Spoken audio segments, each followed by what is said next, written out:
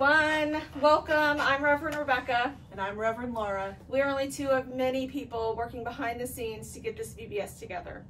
We are so glad to see your faces. Oh, gosh. I was just thinking about how excited I am. Ooh. Ooh. Oh, my. Excuse me. I must be a little sleepy. Ooh. Ooh, goodness. We are both going to fall asleep. I hope not, but we might. What's going on? Why were you yawning? Well, I'm a little sleepy, but why were you yawning? I think I was yawning because you were yawning. Me? Yeah. Oh, I think I've heard of this before. People yawn when they see other people yawn. That's true. You know, it's also true, according to scientists, that people laugh when they hear other people laugh. They smile when they see other people smile. It's a fact. So let's do an example. While we're all sitting here together, I'm going to laugh, and I want to see you not laugh. Let's see, can I do an evil witch laugh? Will that make you funny? Oh, it didn't work. I had to laugh. Oh, dang it. Well, when we practice these simple exercises, it teaches us how to have compassion, because when you see me laugh, that makes you laugh, right? Practice this simple exercise a few times. If you have ample time when you're at home, try the same exercise with your family, with your sister or your brother. Try laughing, try smiling, try yawning. See if it works. Yep. Empathy causes these expressions to be contagious. When you see someone yawn or laugh or cry, something in our brains responds because we know what it's like to feel laughter or sadness or sleepiness. That's called empathy. And when we know what it's like to feel something, we end up becoming more compassionate people. We become more compassionate toward one another. For example, if I see you step on a Lego, I feel compassion for you because I know how much that hurts. My foot can't really feel it in the moment, but my mind can feel it, and it tells me about that pain. If my compassion is strong, I may offer to help you. That's what compassion is. When I see that you're hurting, I want to help. But in order to show empathy, I need to see you. That's the beginning of compassion. When we gather around a table or even a virtual table and we look into each other's eyes or hear each other's voices, we begin to be able to understand how we're all feeling. That's why it's so important that we welcome others to our table. That can be our kitchen table, the Lord's table, a communion table, the lunch table that we have at school, or even a digital table like what we have today online. When we welcome different people, we become better able to have empathy. Today's song is a gathering song. God invites everyone to the table of blessing, and everyone is included. When we sing it, think of all the people you would like to include.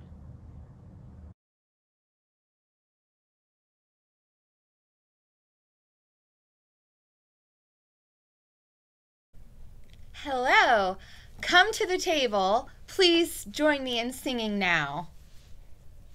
Come to the table, come to the table, come to the table, come celebrate with us. Come to the table, come to the table, come to the table, come celebrate with us.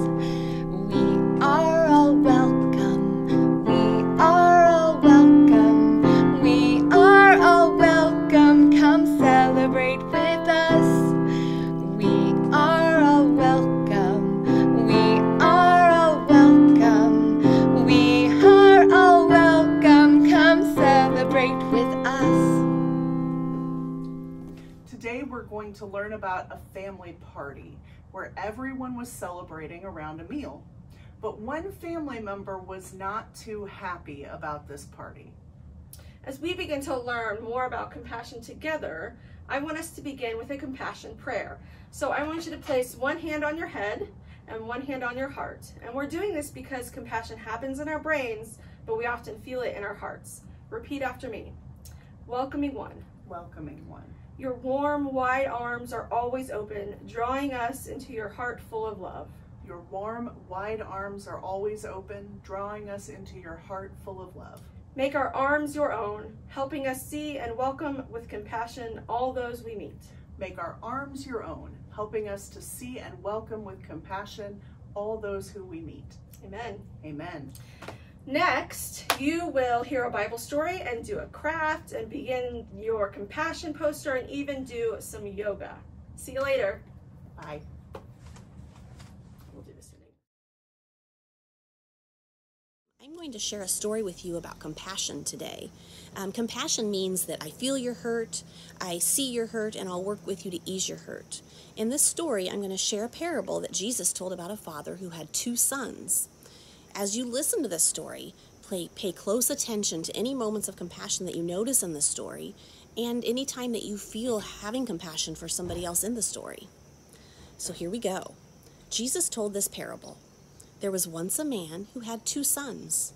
The younger brother greedily demanded his inheritance, turned his back on his family, and left him for a faraway country.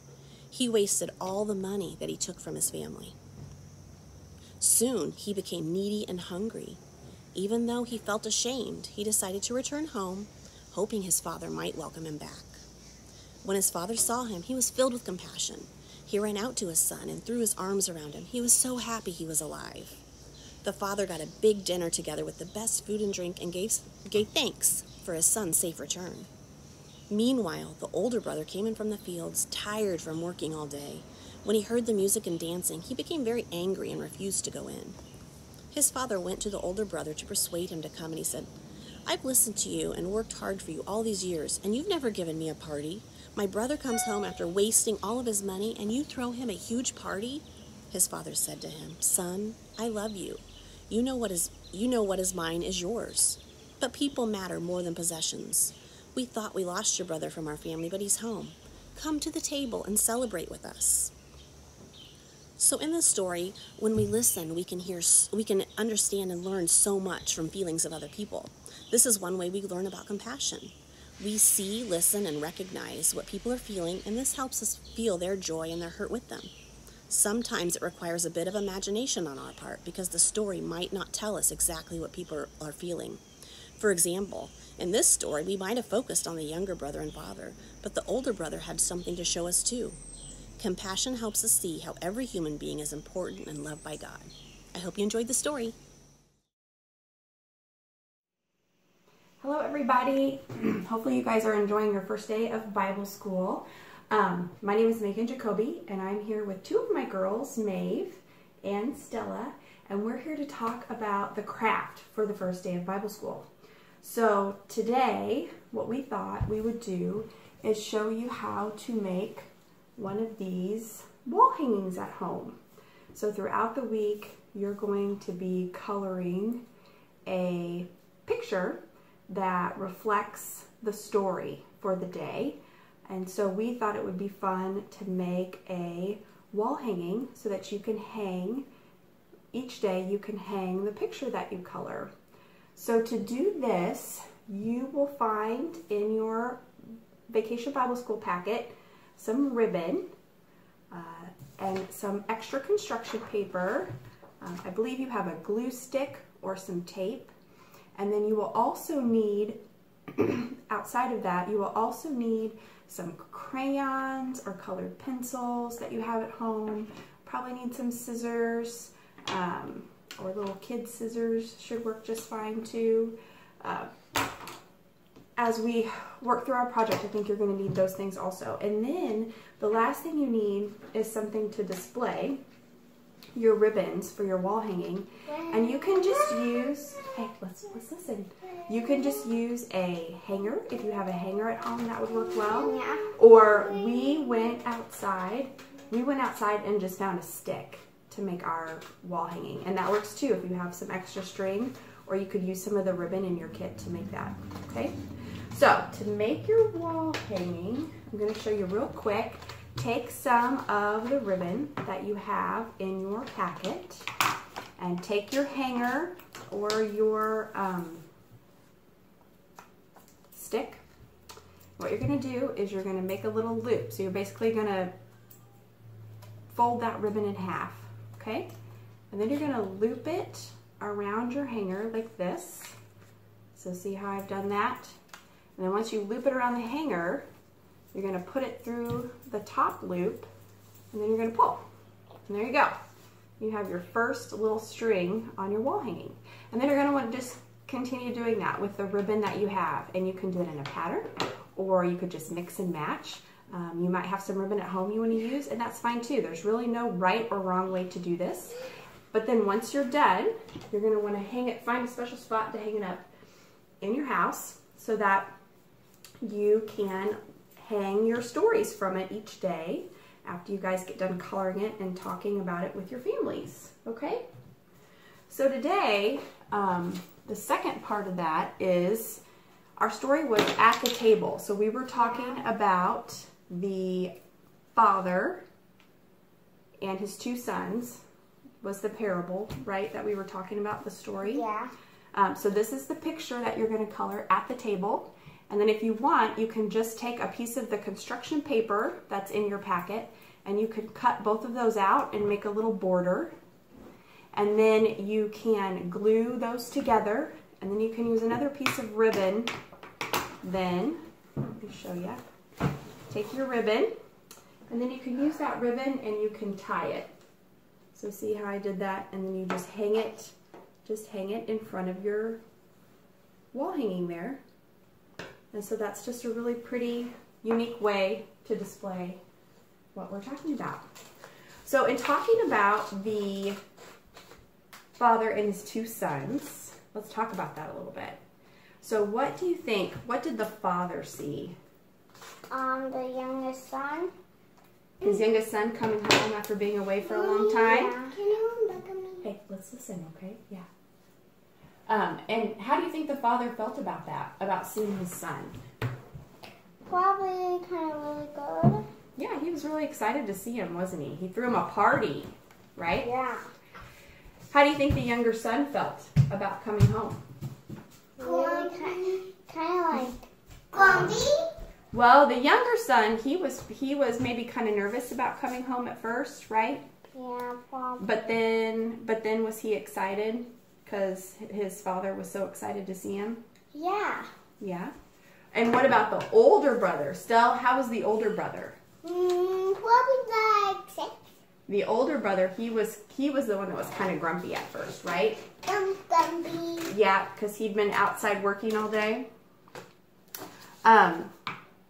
Who do we have that comes and sits, or who in this case showed compassion? The father. Yep, the father had compassion for his younger son, right? Yes. Yeah. Who do we have that comes and eats dinner with us? Who sits at our dinner table? Our family. Yeah. Who else, Stell? Who sits at our dinner table?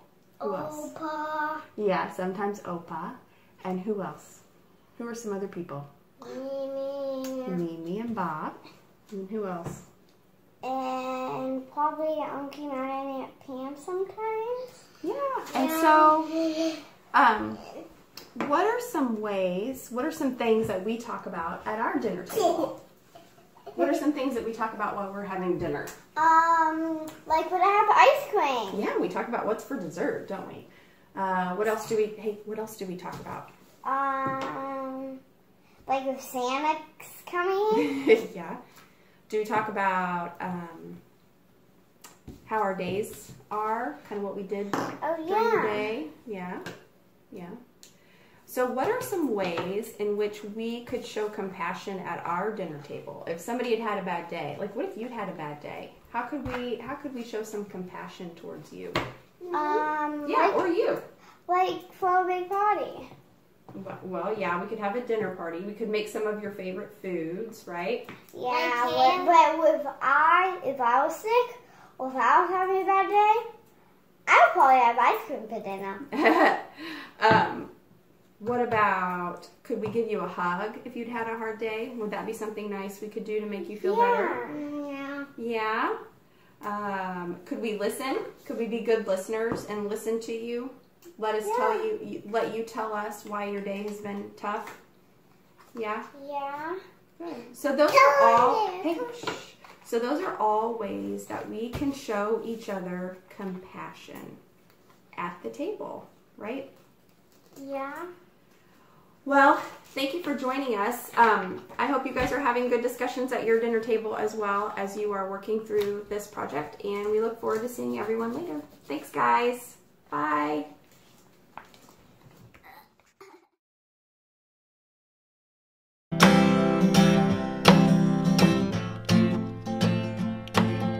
Hello friends, my name is Miss Jillian and I'm going to be guiding you through some yoga poses today. So the first thing we're going to do is sit crisscross applesauce, just sitting right on our sit bones there, shoulders rolled back and down.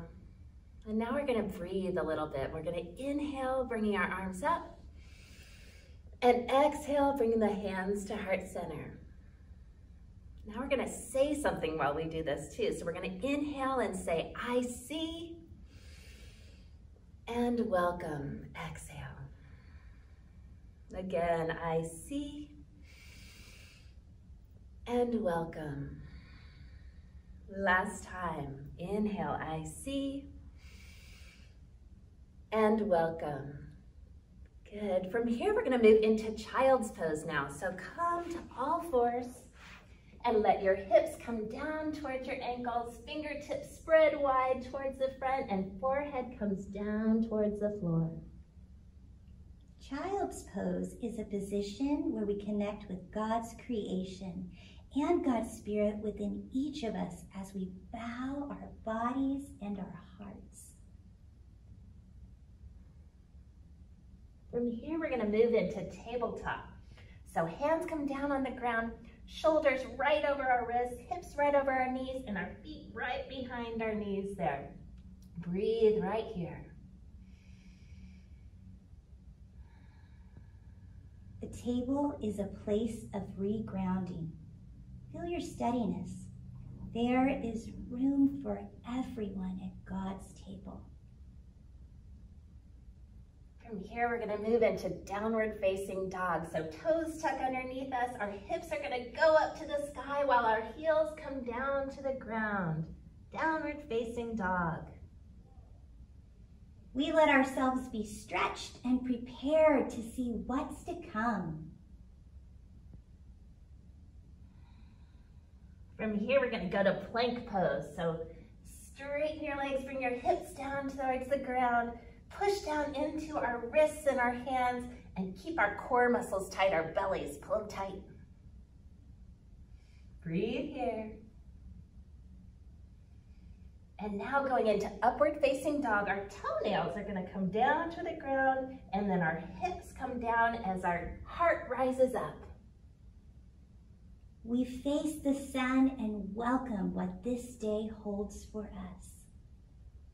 Good job. Tucking the toes, lifting the hips back up towards the sky into downward facing dog. Let the backs of the legs stretch out a little bit here and breathe. One more deep breath. And then bend the knees. We're gonna hop our feet to our hands. Bend the knees, hop to the front, and slowly roll up.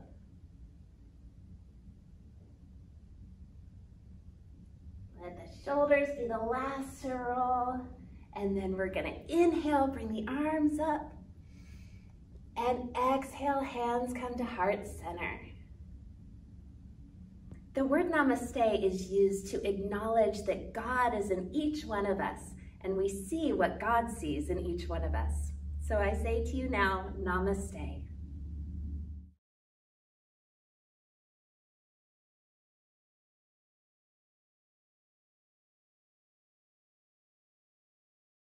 Guys, I'm here for Compassion in Action. I'm so excited because this compassion in action is when we take what we've learned and we put it to the streets. So day one, Compassion in Action says to create a centerpiece for your table. And it says to go out into nature, find twigs or sticks or flowers or whatever you have and create a centerpiece for your table at home. But I know maybe you don't have those materials or you don't want to take a walk outside and find those things.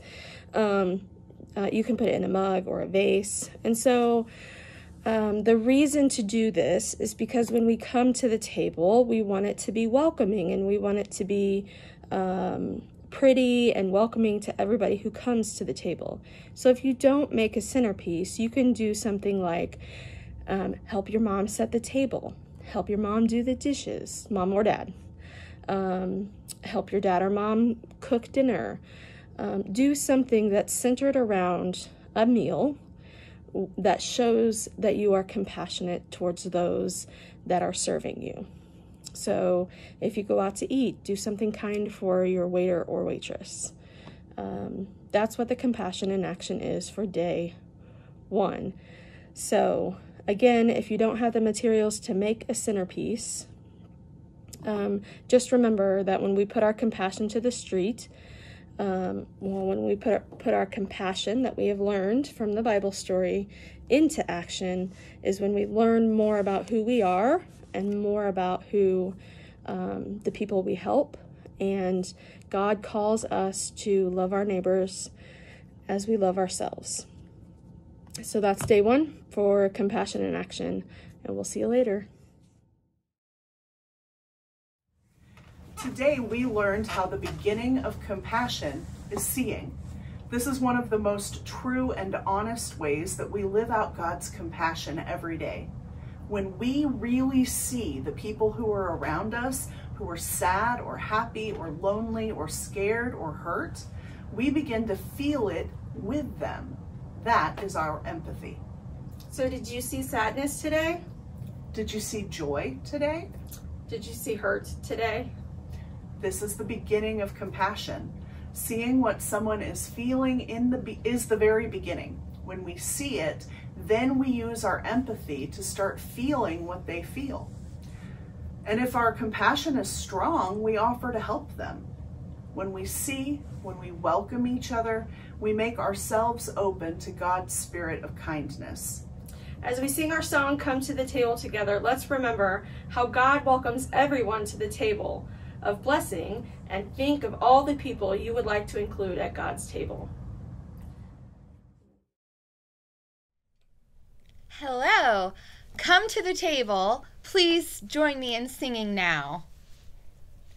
Come to the table, come to the table, come to the table, come celebrate with us.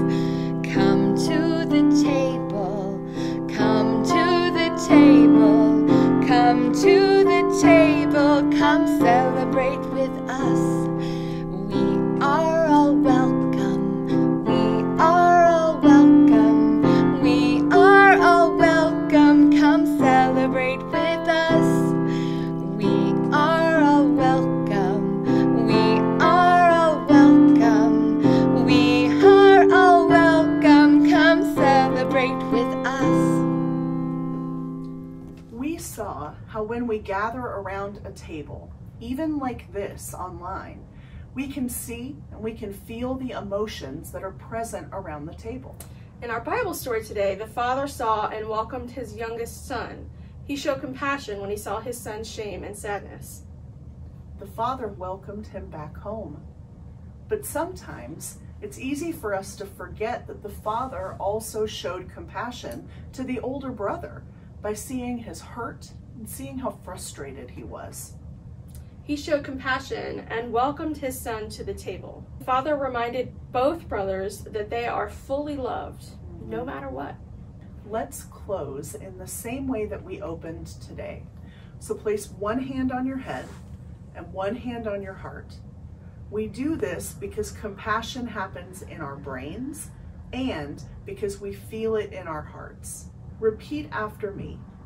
Welcoming one. Welcoming one. Your warm, wide arms are always open. Your warm, wide arms are always open. Drawing us into your heart full of love. Drawing us into your heart full of love. Make our arms your own. Make our arms your own. Helping us see and welcome with compassion all those who we meet. Helping us see and welcome with compassion all those whom we meet. Amen. Amen. Thank you for joining us today. You are invited to join us on Zoom for a devotion with the both of us at 7 p.m. And if not, we'll see you all tomorrow.